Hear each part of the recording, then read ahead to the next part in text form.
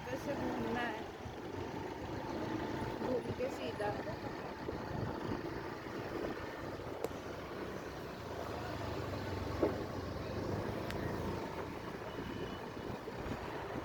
Circle से बाहर निकले।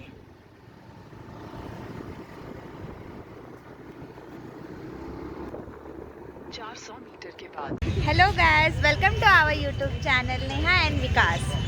जैसा कि आप लोगों ने देखा था, कल हम लोग सिटी पैलेस गए थे और उसका वीडियो भी हम लोगों ने आपके साथ साझा किया था और होप कि आप लोगों को वो सब देख करके बहुत ही अच्छा लगा होगा, मज़ा आया होगा। तो आज हम लोग आए हैं जल महल और यहाँ बहुत ही ब्यूटीफुल प्लेस है। चलिए मैं आपको इसका व्यू दिखाती हूँ।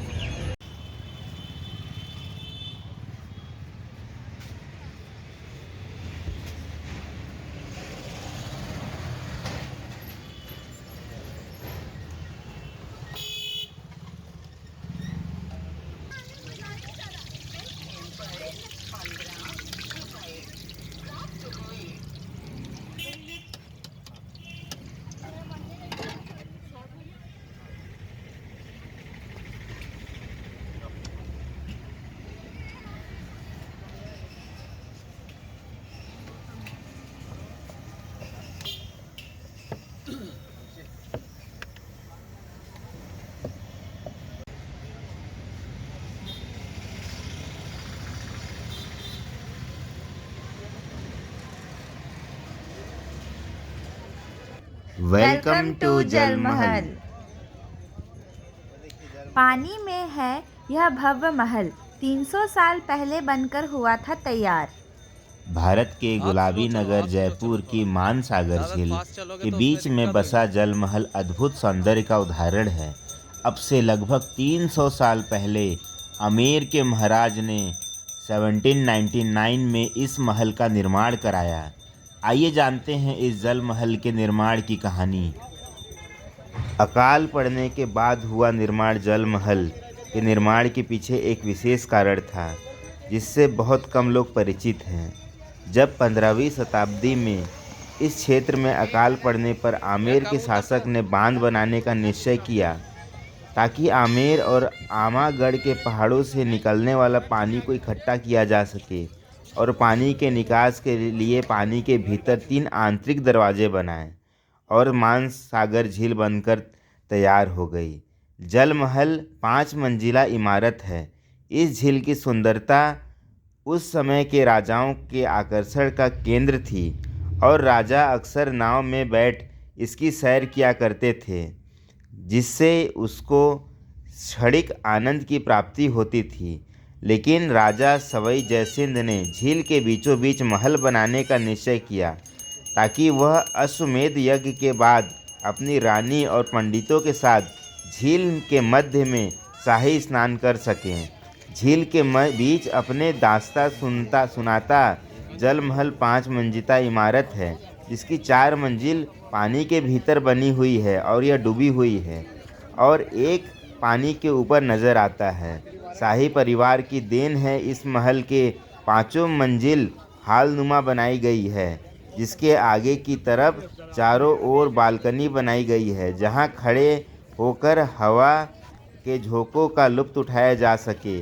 इसके चारों ओर बने 20 खंभे राजा जय सिंह के शाही परिवारों के प्रभुत्व को दिखाते हैं। जल महल के प्रत्येक कोने में की गई नक्काशी उस समय के राजाओं के कला प्रेम को बखूबी बयां करती है।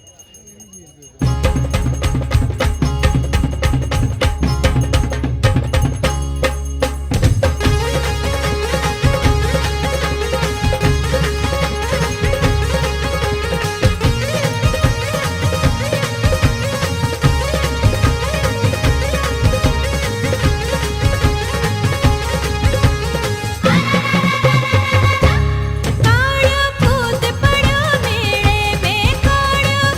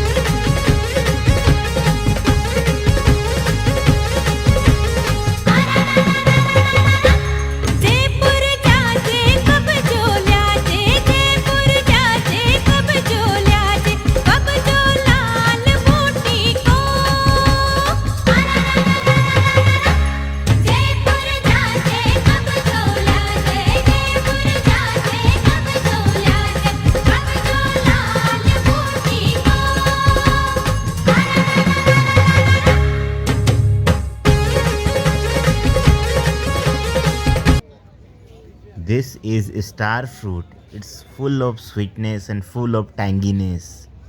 इसको खाते ही मुंह का, चेहरे का एक्सप्रेशन खराब हो जाता है।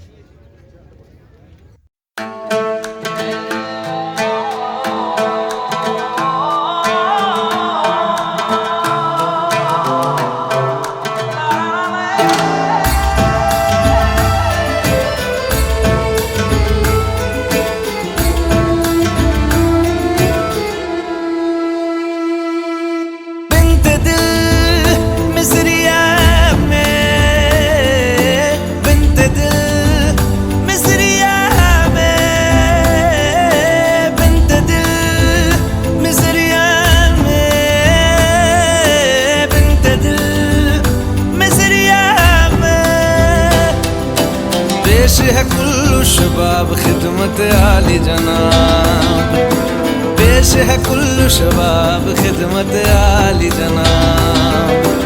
आतिश कदादाओं से,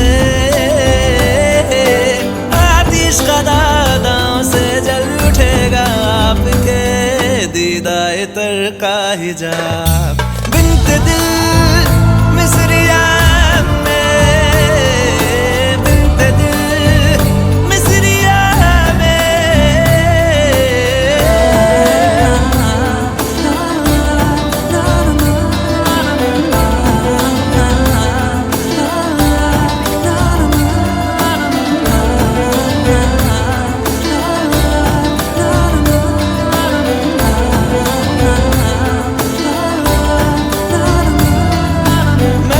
लबों पे आने लगी है प्यासी गुर्बतें, हैरत ज़दा ठिकाने लगी है सारी फुरकतें। मैं कश लबों पे आने लगी है प्यासी गुर्बतें, हैरत ज़दा ठिकाने लगी है सारी फुरकतें। कारिज़ों पे मेरे लिख ज़रा रिफ़अतें चाहतों का सिला।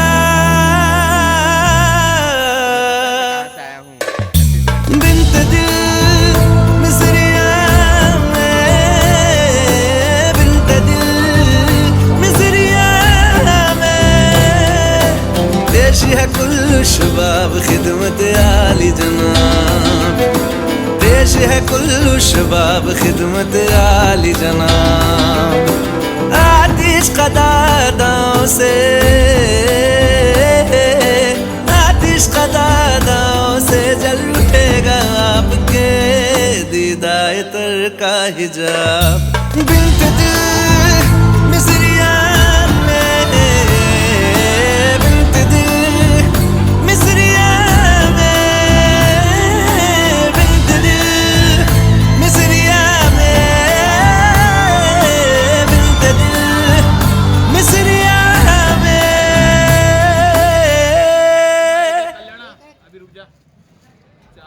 जब वापस आ रहे थे तो जयपुर के कुछ जयपुरिया बच्चे, पतंगबाज बच्चे ने हमें रोक लिया और हम भी रुक गए, और उनके पतंग के शौक में हमने भी अपना शौक पूरा किया।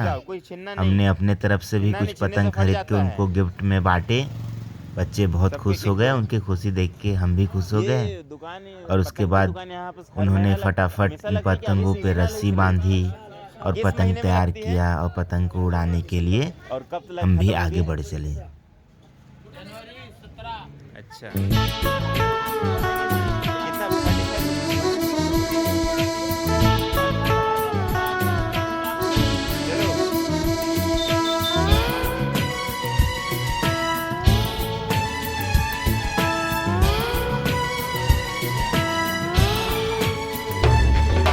नीला नीला रंग और लाल पेशानी, चमकीली डोर हर झालर सुहानी।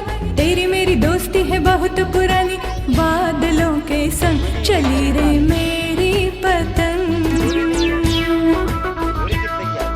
नीला नीला रंग और लाल पेशानी, चमकीली डोर हर झालर सुहानी। तेरी मेरी दोस्ती है बहुत पुरानी, बादलों के संग चली रे मेरी पतंग।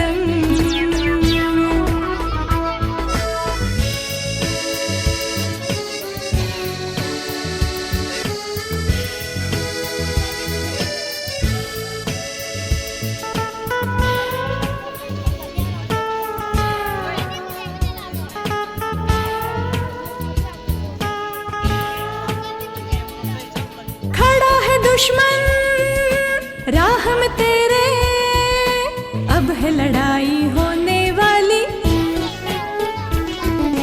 बढ़ना आगे जोर लगा के, दुश्मन की नहीं चलने वाली।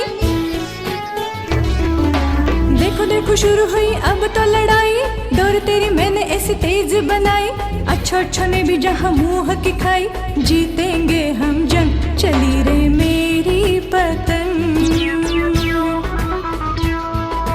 नीला नीला रंग और लाल पेशानी, चमकीली डोर हरी झालर सुहानी, तेरी मेरी दोस्ती है बहुत पुरानी, बादलों के संग चली रे मेरी पतंग।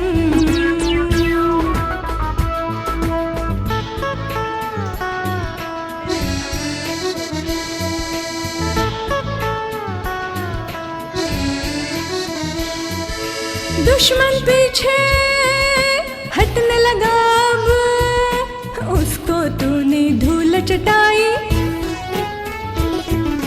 कोई नहीं अब तेरे आगे, सबको तूने जगह दिखाई। गिर गए शत्रु से सब कहे मिला, देखा आगे अब सारा आसमां है खुला, हवा ने बना दिया तेरे लिए झूला, खिल उठी तरंग चली रे मेरी पतंग। नीला नीला रंग और लाल पेशानी, चमकीली डोर हरी झालर सुहानी, तेरी मेरी दोस्ती है बहुत पुरानी, बादलों के संग चली रे मेरी पतंग।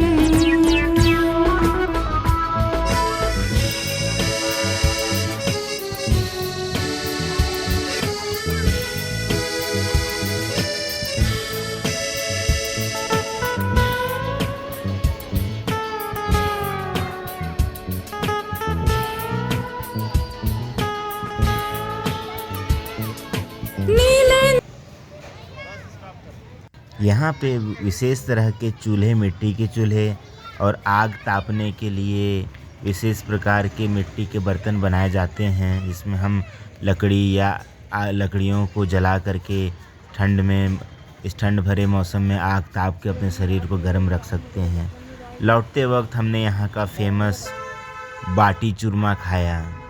यह बाटी चूरमा के अंदर लिट्टी जैसा चीज़ें नहीं भरा होता है सातू, ये केवल आटे से बना हुआ होता है और इसको घी में फोड़ के, घी मिक्स करके और दाल सब्जी के साथ खाया जाता है।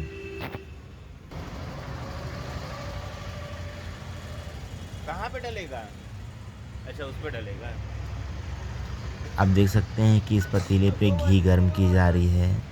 ये अमूल बटर है और उसके बाद इस पे उसको फोड़ के पूरी तरह से चूर चूर कर दिया जाएगा। यूं ही जब हम लौट रहे थे, कोई बहुत बड़ा होटल रेस्टोरेंट नहीं है, एक छोटा सा सड़क किनारे ढाबा है। अब चूँकि हम भी थक चुके थे, इसलिए यहीं पर बैठ के हमने अपनी भूख मिटाने की तैयारी कर ली। पूरे जयपुर में खाने पीने के लिए कोई समस्या नहीं है। यहाँ कम पैसे में भी सब चीज़ उपलब्ध है, ज़्यादा पैसे में भी सब चीज़ उपलब्ध है। यहाँ बस नए नए व्यंजनों का हम इसी तरीके से आनंद ले रहे हैं। ढाबे वाले भाई साहब ने बोला कि भाई हमारा भी वीडियो ले लो, तो हमने उनका भी एक छोटा सा वीडियो ले लिया। ये देखिए, ये थाली सज के तैयार है। चलिए हम इसे अब खाते हैं। अब के लिए शुक्रिया, बाय, टाटा, फिर मिलेंगे।